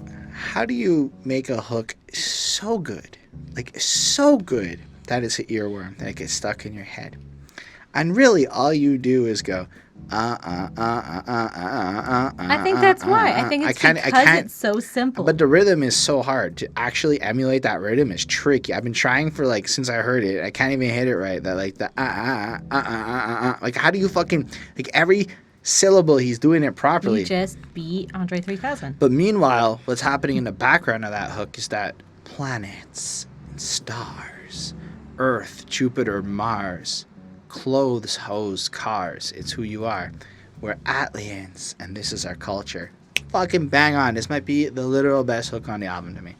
I really, really love it. But Bonnie, what do you think of the song? So Andre's basically singing about like the changing of the times and like what's coming up and like, you know, things are going to be changing. and he's not really sure where he's going and if he's kind of doing the right thing. So I think he's kind of questioning like his path, which is relatable, and I think that most people can understand that you're never really sure if you're doing the right thing sometimes. And like Big Boy is kind of talking about like the discrimination that Black people feel and how they have like just like such a disadvantage at life, and that they're not really sure how they can get past these moments of like confusion and like discrimination and everything like that. So it's sad, but it's good at the same time. I found this pretty meaningful.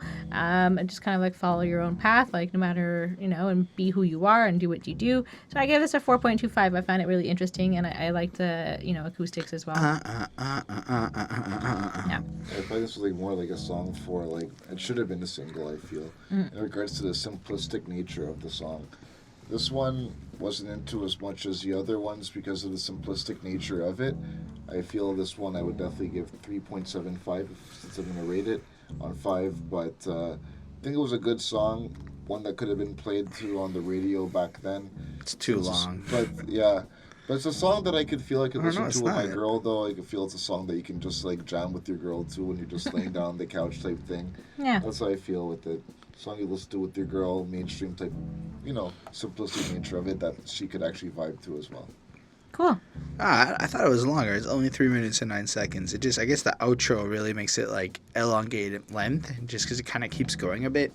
But because I was trying to skip through it and I realized how long it was. Like, I don't know. It's another one that really grew on me the more I listened to it. Because at first you're like, what the fuck is that? But then you really like think about it. It's a great melody. I'm like, what words does he need to say? They're aliens. He's speaking in his alien language, and it's translating in the background to those words. If there's a way to look at that. I never even thought of that until this very second. That's true. You have to think about the name of the album towards that. So he's just speaking Andrea at us, and then he's translating it because his thoughts become melody. Oof. Anyway, I just like right from the jump, me and everything about me is unstable like Chernobyl. Again, these are not your average fucking references. Yeah. This is some shit like where you're globally aware of what's going on. Like so many Americans think America is the center of the world. Like, did you know that Eminem's Revival album only didn't go number 1 in the USA, but went number 1 everywhere else in the world? As an example of perception versus reality.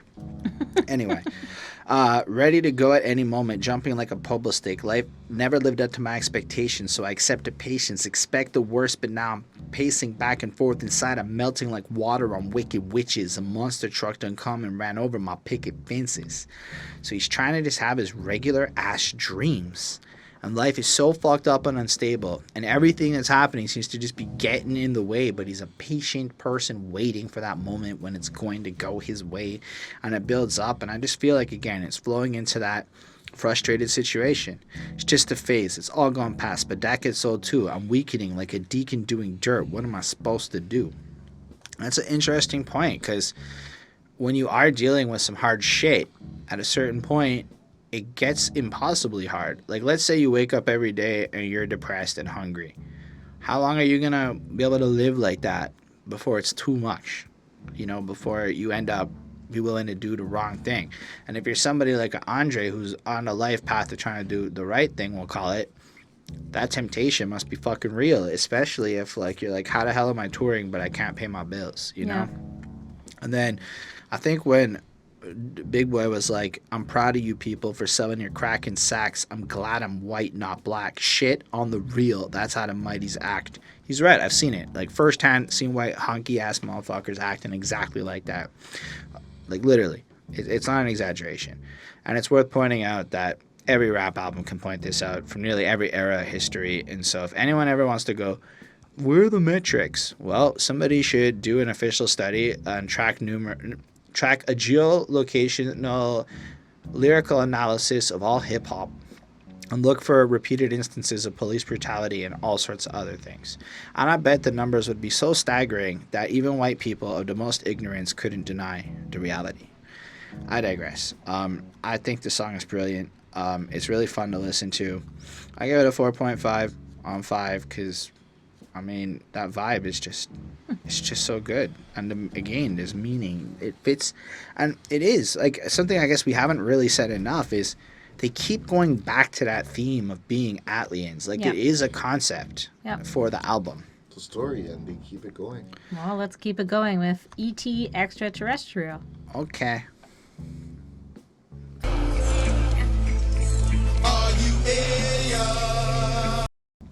What a hook. I'm just saying, it's alien out of this world. It's Yeah. very good. I'm not trying to be facetious. I mean, it's really a powerful hook. It's sung beautifully, and it really does drive home that OutKast and who they are. Like, again, doubling down on their core message. But I don't know. How do you feel about this one, Mike? Yeah. Well, I feel this song is definitely pretty much representing the album as well with the name E.T. Extraterrestrial, because they are aliens or ATLiens, however you want to put it, and they are doing it pretty much. This is just one of just pretty much an alien anthem of them representing what they are and what they're trying to set out. That they are outcast, that they are different, and that this is our anthem. Hear us right now. This is what we have to say. Going with E.T., which is probably one of the most popular movies of that era. Well, I should say of the late 80s. Of all time. Of all time, yeah. It's definitely, in regards to sci-fi and stuff, so just banking on that as well, just to help promote it. I feel this song is definitely a representation of the album and their overall message of what they were trying to set out of being different, and it's okay, because look how we're doing. Yeah. That's fair. And you, Bonnie? So I think that he's kind of he starts out kind of talking. Which he? Big Boy's the Big first Boy. one. I even wrote it down. There you go. People are killed every day, and he's just kind of saying like, "This is crazy." No, man, it kills me. Taking that life is like taking a shit. All right? He says killing is so regular in his community, and your ability to kill is so regular that it's like pooping. Yep. Hit or miss, are playing God, trying to rob and steal. That's blunt. That's real. Come on. Yeah, no, I mean, I agree. It's true. And I think that he's just kind of saying like it's crazy that like all of like these kids are exposed to this, because it only like encourages them to also grow up and be like criminals and do the same sort of thing. And like, you know, Big Boy is trying to be different, and he feels like an ET. He feels like an alien, an ATLien. He's feeling out of it for not, you know, necessarily following what everybody else is doing. And Andre is weird too, because he's trying to do something better and get away Positive. from. Yeah, he's trying to do something positive and, you know, get away from like the negativity and like the criminal activity and stuff like that. That like the hood and where they came from is kind of like pulling them back to. And he's trying to encourage other people to kind of like have that feeling and not to fall into that trap, and to do better, and to like, you know, just because all these people are doing it doesn't mean you have to do it as well. Like, you can be better than this. And I think that that's like a really good positive message. So it is another one that definitely has like a somber tone to it, but there's still like a positive message, and you can kind of take away something from that, and, you know, be smarter and everything as well. But it is kind of like a sad reality that's kind of, you know, the majority isn't necessarily following those kind of rules. So I give this a 4.25. It was very nice. I forgot to rate it myself, but I'm actually have to give it the same rating as you. Yeah. It is pretty much a sad truth about what goes on, but they are actually trying to implicate that, hey, learn from your mistakes, be different. Yeah, for sure. So I love it because it's about perspective a little bit. It's like, it's just like, at least with Andre's verse, I love the drilling in that in light of all this dark, I'm going to be different. I'm going to be that alien. But like, something that really strikes out, and I guess it's not touched a lot on this album, is the police brutality thing, because it appears on every fucking rap album. Yeah. Not literally everyone, But a lot but of I would them. say, Yeah, because it was closer to Rodney King time. Yeah. no, I have a theory, dude. It's just in Pick general. a rap album, pick a rapper, pick a city, pick a decade, and tell me you don't find a police brutality track somewhere. Some reference, somewhere on almost every album, literally. I'm not saying all of them, almost all of them. In this case, ain't that a bitch that be in heat? I'm on the beat like cops. I mean, so it's a little line, but it's still there. You know, like, it still happens. It still shows up. Only cultivate the stable dirt when I skeep my drops. Eesh, that's a Ew. little bit of a gross one. Yeah. I like you, Andre. You fucking poet, motherfucker. That's really fun. I like this one a lot. I gave it a 4.5. The chorus, the sound, it's it is in the vein of the main theme of this album, unapologetically them. They are aliens. They know it. They're different, and they're proud to be different. And I love that, especially in an era where it almost seems like that is the mantra of life, even if everyone misses the point. Well, this was actually pre-2 Chainz I'm Different. This was the real one. That's fair. Yeah, so I guess that comes with one more original piece on this project. It is a Slash song. It is 6 minutes long. It is 6 minutes 51 seconds, almost 7 minutes long. Is it? Is it that long? Yes. Yeah. So it's 13th floor / growing old. Come on, Big Rube, speak to us. Get what I want, but shot it with no shame. Take this music dead serious while others entertain. All right, Bonnie, do you like this song? I mean, it was okay. She fucking hated it at first. It's definitely long, I'll say that. So it starts off with like Big Rube, and he's kind of talking, and he kind of sounds like a minister or something like that. But he's kind of talking more about like the hood life, and you know, that kind of saying like the same sort of thing, that people should be better. And then like after he's kind of done like his speech, the song kind of switches a little bit, and it sounds more like bubbles in water or something that's kind of happening in the background. It sounds interesting, and it's a nice like piano beat. It is a bit slow, but it's a nice piano. I appreciate that. Andre is just kind of saying like, why is everybody judging him? I think that's kind of like his message. And he's explaining who he is, and then we have Big Boy, and he kind of sees the same thing like happening in like the hood over and over again. And he just wants people to make better choices, but it's not easy. It's not easy to like escape like this kind of oppression and like discrimination and things like that. And it is just like this, like that this song is a bit long for me and somber, and it kind of made me want to fall asleep again. But I guess it is like really like, it is talking about the times that they were long and they were hard and they were drawn out, and it was somber. It was like a difficult time. So I think that this song kind of reflects that in a sense. But it's well made. It was just kind of a bit too like sad for me to listen to, but I know that this is like people's reality in their lives. So I gave it a 4 on 5. I don't know. I feel like there is that essence of we're getting older and things aren't the same now. That comes throughout it. Like they're at a clearly pivotal point in their life. Like there's some really like interesting lines. Like I don't know exactly where it is. I'm trying to find it, where like Andre kind of talks about how we go to perform and then we're done, or maybe it's Big Boy, and then we go right back to the house after. Like we don't go out. We're not doing all the same things that were happening. Or maybe it's also just that it's too dangerous for them to do that. And then like, in a sense, maybe that things need to be changing, or they're getting kind of tired of it. Like the southern slang, finger waves and mojo, chicken wangs. I grew up on booty shake. We did not know no better thing. So go ahead and diss it while real hippers listen. Started by Africa Bambata, so you and your partner gather your thoughts. Now that is fucking interesting, right? That's a little shot at the North. He's saying, you guys might criticize the South. I mean, pop your pussy, all this other shit that they're not happy with, but really and truly, we heard your records, your people. Literally, the song Booty Shake was just Africa Bambata talking about booty shaking. I mean, it isn't a deep song. And so, y'all created this, we heard it, thought it was fucking dope, made more of it, and then y'all are judging us for it because we're Southern, because apparently we're stupider or whatever. And there is that prejudice. Like, let's be real. Northern people talk way faster than Southern people. So in a regular conversation, I'm able to get way more words in. Just because I speak quicker. That doesn't mean you're smarter than me or slower than me or anything like that. It just means in a regular conversation, I'm accustomed to speaking at a much quicker pace than a Southern person who might get like 12 words into what I just said. Because like I know some Texans like, hey, y'all. And it's like it really takes that long to get through a fucking word. And I find that like people assume that means stupidity because the speed isn't there, you know? That's something I learned in customer service at least. I don't know, Big Boy does his thing and he flows it on through, and it just again has this like pensive tone to it. Andre's they kind of each have another little verse, but it's really that like last part. See, autumn leaves must fall down, growing old. Fat titties turn to teardrops as fat ass turns to flap. That is something that, you know, you gotta think about, guys, when you're picking a woman specifically for her looks. If it's really about the looks, then you are not in for the long haul. And ladies, if all he cares about is your body, chances are he's not in it for the long haul, because that body will fade, and then somebody younger than you will be there. Sores that was open eventually turned to scab.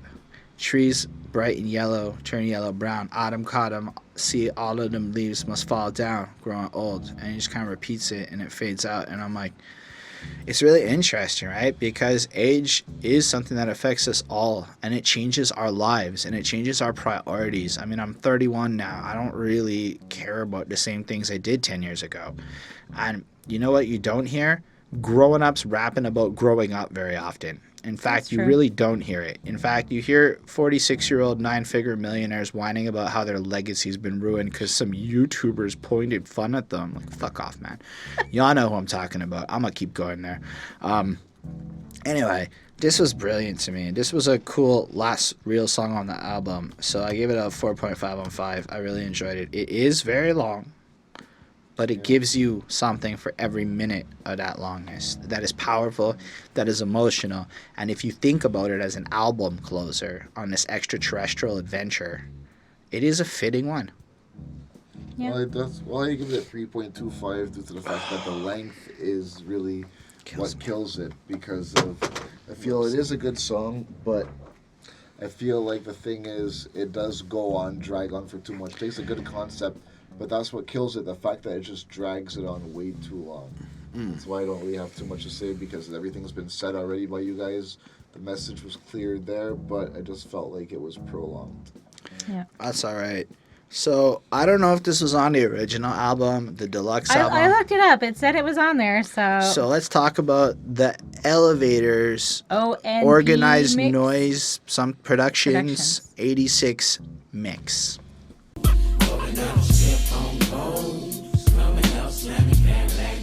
So Andrea has this crazy verse about a guy who approaches. Okay, we went through all of that. I don't have a lot to really say here. I'd Yeah. like this beat a little bit less than the original one, because the sparseness of the beat in the original one, I think, adds to the aesthetic of the song. But when I say a little bit less, I mean, I gave the first one a 4.35. I'm giving this a 4.25. Everything else about the song is consistent, but the beat has a lot more happening. And to That's me, true. that took a little bit away from it. But on the other hand, I can see how if you were kind of bored by the beat, it would completely enhance your experience. So I'm kind of neutral. I love the video. I didn't say it before, but I really love the video to this song. It's really cool and imaginative, and all sorts of weird shit's going on. And I was actually entertained by a 90s music video. That's all I got to say about this album closer. Well, I do feel it was a good song originally, and just adding the not elevator, just adding the remix to it depends on your mood, how you like this song, because it is a different style of beat, and it just depends how you feel. But I like the remix. I feel it was just making a good song and adding a little twist to it. Fair. I have to give it I'll give it a 4.5. Nice. So yeah, it's got some nice like scratching to it, but it still has the same boring chorus that made me fall asleep before, and I'm not really sure why they redid this one. Like, of all the songs, like, why would you redo This this was like the one? big single. No, it wasn't. Wasn't this the lead? No, Okay, it was still a single with a better music video. it may have been, but it wasn't the lead one. I don't think so anyways. So I guess you took this song Elevator as elevator music in a way. Yes, exactly. So I mean, I gave it another 3.75. It was good. It was almost better than the last one. I almost wanted to give it a 4. I may again if we ever do it again, but yeah, I'll leave it a 3.75. Actually said 4.5. I meant to say 4 on 5. Okay. That's fair. Yeah. I was a little bit surprised at how high the grade was. But I guess that's about it, everybody. We have now talked about the 15 tracks that make up OutKast's ATLiens. Fuck, hold on, I'm failing here. For the record, Elevators was the first single. Thank you, Wikipedia. Oh, my bad. Thank you. Secondly, I gave this album a 4.54 on 5. Well, not my favorite album. To me, this is a motherfucking classic. This is some real shit. I mean, what else could... Excellent production of a diverse nature that spans over a particular sound. And it has a consistent sound to it that's distinct, that's fresh. Like, we've listened to a lot of shit from this era. Nothing sounds like that. So Yeah, that's true. pretty cool. Amazing. Big Boy and Andre have flows for days, lyrics for days, and the juxtaposition of what they bring to the table from their lifestyles and choices creates a really great balance of content. It's like the song about how the record labels are pimps, but we know it because we're pimps too. You know, like, Beautiful shit. I mean, I don't think this album's going to age poorly. I think it's just going to be like a real treasure for music. It's so fucking interesting. Yeah, like, I agree. I really like it. Well, it just depends how generations take music, because that's the one thing that's going to really heavily relies on. But I feel this album, I have to rate it 4.1. It was definitely a fun album, old school feel. I'm a big fan of old school, so from my point of view, I think this was OutKast's best album. First album I ever got from them was actually Stankonia, but I mean, this was their best one, I feel. And it was just fun all around. Different songs, different feels, and I just feel the story got told. Be different, be an alien, doesn't matter how you feel. That's fair. True. Yep. I give this a 4.07 on 5, so it does kind of, it does kind of make it into the classic realm. But, it's 81%, so it's, a little bit just. It's a real classic. Yeah, but I mean, like, that's just me. Like, and I know that I may not have, like, the same, like, popular opinion as everybody else. But, it's not for lack of wanting to. This is just not necessarily, like, a fun album that, like, I would put on. Like, that's what I'm drawn to. I imagine it would be good if you're high or if you're, like, depressed or something like that. So I feel like that would be, like, this kind of album for you. But, I mean, people like it, so you can't all just be high and depressed. So, yeah. Or maybe you are. everybody that watches Behind That Suit is stoned and depressed. I'm kidding. So, yeah, I mean, that's it. All right, thank y'all for watching. Y'all are the real MVPs for being here watching us. Otherwise, what's the point in talking? Thank you for real. Let us know in the comments, though, anything you felt along the way. I'm certain we said dumb shit. I'm certain you wanted to correct it. You had those twitching little fingers. I would love to hear what you have to say, because we're not dumb with OutKast. So instead of looking dumb the next time, we could be smarter because of you, MVP, who leaves comments. That's right. I'm talking to you. I will answer you, like I said at the beginning. I'm seriously legit about that. Check any video. You'll see that almost always there's an answer from me. Special thanks to the patrons: Ismail Gadamsi, Chris Prado, Super Old School 1994, Linda Williams, and Carl J. Y'all are fucking dope. They support what we do. They're trying to help us get to the next level, which is amazing, because without them, our spirits would not be high. And it really means the world. They get to force our hands a little bit with album reviews. So, like, next week's a Patreon request. The week after is a Patreon request. And they tell us exactly what the fuck to do. And it's like, we have no choice. It's due. You don't really get to argue with them. Anyway, on top of that, they get access to content early when we're good with editing, and there's now 2 Discord servers. There's a public one for you cats who like Discord, and for the patrons, a private one. But I feel like the patrons and I are all like, what the fuck do we do with a Discord? But we all have one now. Woot! That's what's up. Also, just in a self-promo plug, I dropped a project recently. You can check out the links to that in the description below. It's on pretty much everything with the same song names and shit. Even on this channel. Hell, you just go to this channel. And yeah, so I appreciate y'all. Look forward to seeing y'all the next time. Have yourselves a wonderful fucking week, motherfuckers. I also just want to say, check me out on STS. You can see my reviews with my friend JS. You'll be able to see some wrestling, some MMA, some music, and some movie reviews coming up. So STS stands for Shoot the Shit. That's fair. Forgot about that part too. Thanks. Have Bye, a great guys. week.